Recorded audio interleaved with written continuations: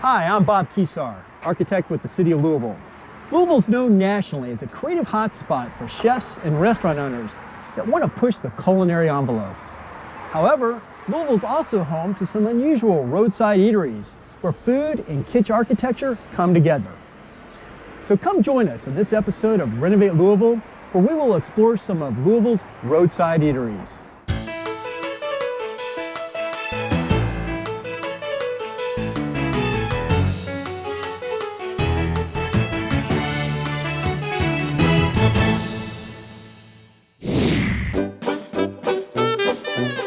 Americans throughout history have dined in a variety of ways. Fast food joints, diners, and food trucks all share a common ancestry, dating back to the late 1800s, when the industrialized United States had to feed its large workforce, sometimes long after most shops and restaurants had closed. Diners, when they were first born in the late 1800s, look a lot like the food trucks we know today. Essentially, they really sprang up in the New England area when folks who were working late shift jobs were coming out, and you either went to the saloon or you went home. Several very entrepreneuring gentlemen came up with the idea of a wagon, which at the very beginning was literally just a wagon that had been drawn by a horse that had windows cut out the side. The owners would serve food out of these wagons. Some of the more wagon type establishments had been previously like railroad cars that had been converted into diners, and they were called trolley lunches. At first it literally just one guy handing food out of a window, like we would see with a food truck today.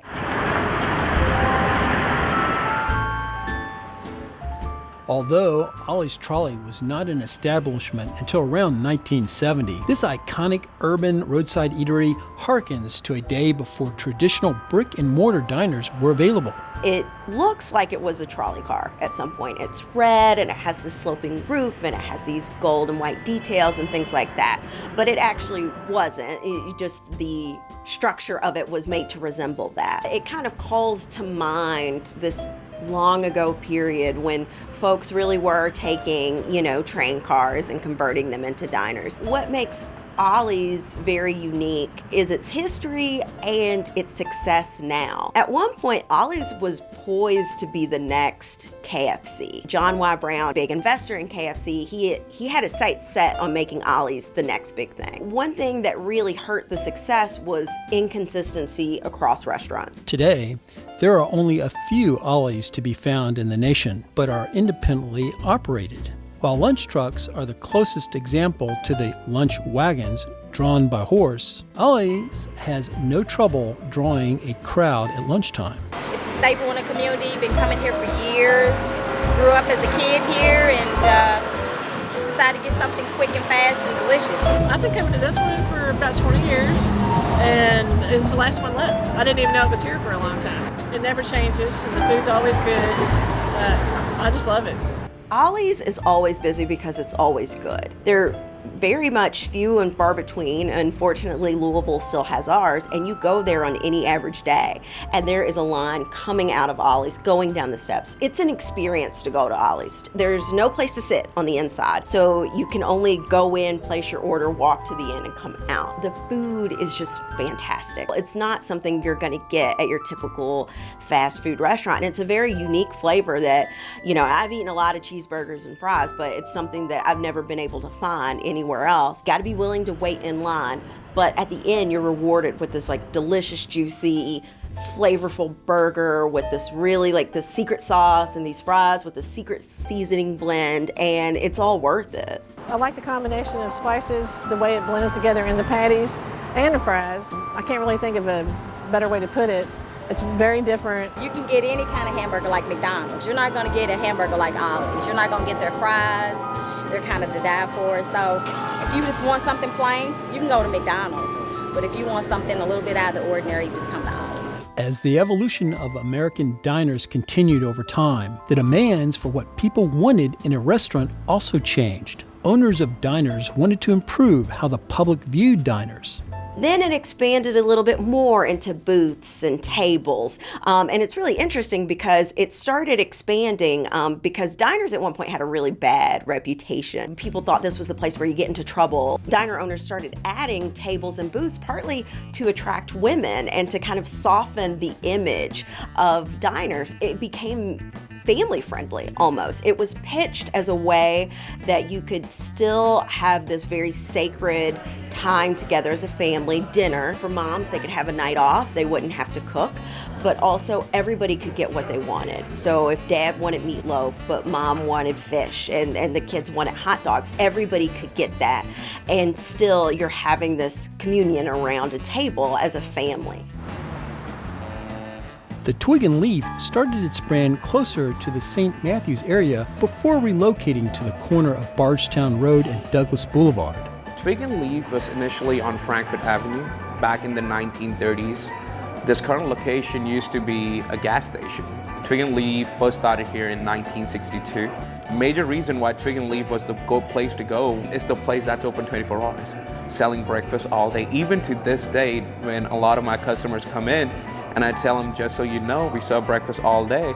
It's an instant choice changer, because from looking at sandwiches that they can order, they absolutely move to the breakfast. Unlike the themed restaurant, such as Steak and Shake, the style of architecture of the Twig and Leaf is not a recreation, hoping to mimic the styles of a bygone era. Our philosophy is not to work towards the 21st century, but to provide a place where they can think about, oh, so this is how you used to be. I've seen customers when they walk in, the diner, the reason why it's different is the second they walk in, other than my servers, one of the first people who greet them is my cook. We do want to be up to date with the times, but we also have major criteria is to make sure that we can provide them with a place which puts us aside from a lot of other businesses, so that's what we do. The mid-century modern architecture that defines the bones of the Twig and Leaf is a direct reflection on the styles of the architecture that were popular throughout the 1950s and 60s. It has that kind of mid-century modern architecture, straight lines and big window panes so you can see right in. Lots of people have memories of going to Twig and Leaf, 60s, 70s, 80s, and grabbing a meal. And it really is it's a beautiful building that honestly stands out, and it has the counter where you can eat, and counters are really like hallmarks of that diner experience where you can just grab a stool and just have your meal, or, booths where you can sit if you want to hang out for a little while. Today, the Twig and Leaf has endeared itself to Louisvillians, and its mid-century modern style has enabled it to be included as one of Louisville's individual listed landmark structures. In 2010, I believe, it was when CVS Pharmacy was trying to take over this place, and I believe around 650 Louisville people signed a petition to make sure that this didn't shut down. It was amazing how many people who probably hadn't eaten at the Twig and Leaf in years popped up and said, no, we don't want this. We want this building to stay. And I think that is an example of sometimes a place has to be in danger for you to really appreciate it. It's only natural that while the American diner scene continued to evolve, one of the results of this evolution is the fast food industry. You can see the slow transition from dine-in to drive-through in Louisville if you know where to look. I think what people crave is something unique.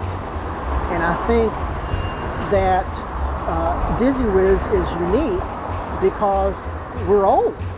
We're 70 years old. My dad started it, and I came in about 1986. And of course, this is back in 1947. He needed $2,000 to start the business. He had to go to the bank to borrow another $1,000. And the lender there said, Mr. Poole, I was going to start a restaurant. I never did start it. And he said, I've got a name and you're welcome to use the name. Dizzy Whizz is a family-owned business, and so I think that first and foremost is really provides a certain heart to the business. There's something about still knowing that the son of the man who first opened Dizzy Whizz is the man who's now running it. The Dizzy Whizz is a spectacular blend of a diner, drive-in, and drive-through. Well, I think it's a unique restaurant that we still have that curb service. More than anything, I think it's just, good food good value. There's something special about a place that gives you options in terms of how you want to eat. You can either take your food to go, or you can sit inside, or you can pull up in your car and have somebody bring your food to you, and you can just eat right there if you want to. We're very mindful of nostalgia. So many restaurants, they come and go, and new restaurants pop up, and you know, people look for unique. Dizzy Whizz is a perfect example of that classic diner that kind of sprouted at Diner's peak, which would be that post-World War II period. So I think it really did capture a moment in time where you could eat in a particular way. It just feels like a place where you want to like share a milkshake with your boyfriend, and you know, and each have a straw. It just has that feel to it, and you're not going to get that anywhere else. You know, people want good food at good value, and you know, with employees that they see day in, day out. One thing that makes Dizzy Whizz very special is the fact that it's located in Old Louisville, which is such a rich historical neighborhood in our city. People still find a nostalgic appeal in diners. Once they come in and they feel how it feels to sit in an old school diner, because it becomes a repeated motion. And then I see them on a regular basis. I wrote a whole book about diners. I love diners. I was very torn doing some research, because when diners were like hopping and happening, people who looked like me couldn't eat in a lot of these diners. But these diners were also, at the same time, these diners and lunch counters were the site of the civil rights movement. It was where sit-ins took place. And even in my research and looking back at books, there seemed to be this kind of general, like, let's forget the segregation for a second, but look how much fun they were. I think it's nostalgia for an idea. And that idea being that no matter what time it is, no matter how much money you got in your pocket, you can go and sit in a place that's warm and there's some lights on, and somebody will bring you a coffee or a soft drink or whatever, and you can just be yourself. Actually, I live right down on Kentucky Street, and as a child, if we had days out of school or we just had extra money, we used to walk down and come and get an Ollie burger. Our grandmother used to bring us, and now I'm bringing my children and my grandchildren. Hasn't changed much since I was little when I used to come here. Just hearing these stories from people, I can understand that why people want this place to run so much. It's the history associated with it. We serve thousands of people here, thousands, and it's amazing how many stories that I hear where, you know, my mom and dad met here. My husband is now 6'4". He's a tall guy. He loves Dizzy Whizz because his dad, you know, would take him there. So he'd always eat his Dizzy Whizz burger and kind of, you know, be like, well, I'm still hungry. And his dad, he would always order one extra burger. It's memories like that that draw people in. For me, it brings back memories of my childhood, because I always went to the one in Mid-City Mall with my parents. And this is the last one left. Like when you hear a song and it takes you back to right where you were at that point in time, I think the food has the same connotation. Whether it was something that happened when you were a kid or an adult, you know, people love to just be able to have a meal and reminisce. From the turn of the 20th century until now, dining in America has changed dramatically and will continue to evolve. With the salvation of the TwignLeaf to the lines that wrap around Ollie's Trolley, perhaps nothing has been truly lost, but a subculture born in an era where the power of nostalgia can be as fulfilling as the meals unique to your favorite diner. Nostalgia is powerful. It will make you drive.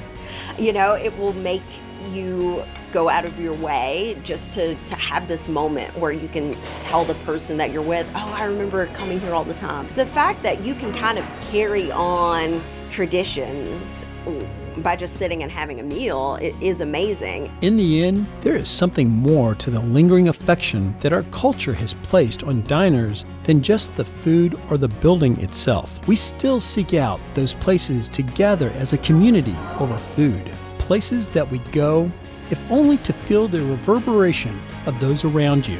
This communal sense of spirit, pioneered by the early diners, still lives on today, celebrated by many. If you look, you can find it. It just might take a moment to recognize what it is you're seeing. I hope you've enjoyed visiting some of Louisville's unique restaurants.